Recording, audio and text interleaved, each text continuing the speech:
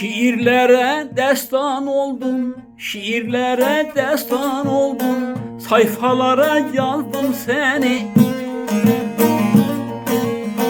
Gece gündüz yorulmadan ilmek ilmek yazdım seni. Gece gündüz yorulmadan ilmek ilmek yazdım seni.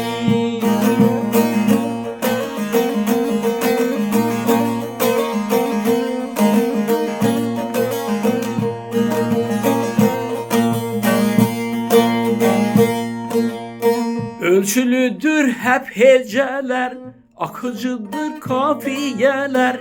Ölçülüdür hep heceler, akıcıdır kafiyeler. Sinem üsttedir dizdeler, ilmek ilmek yazdım seni. Sinem üsttedir dizdeler, ilmek ilmek yazdım seni.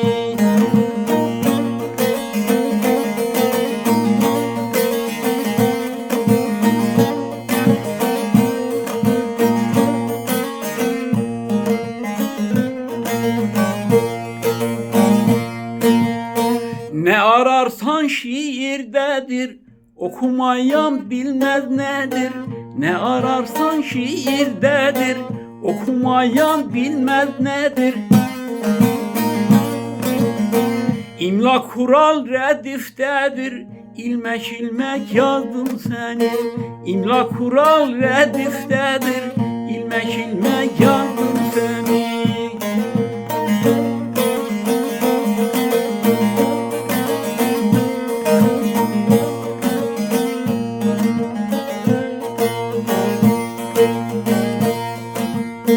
Bilir misin şiir nedir? Bilir misin şiir nedir? İçimdeki hislerindir. Hayal değil düşlerimdir. İlmek ilmek yazdım seni. Hayal değil düşlerimdir. İlmek ilmek yazdım seni.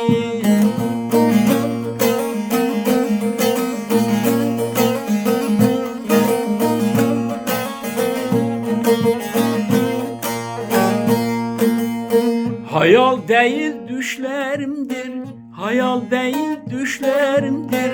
İlmek ilmek yazdım seni. Hayal değil düşlerimdir, hayal değil düşlerimdir. İlmek ilmek yazdım seni.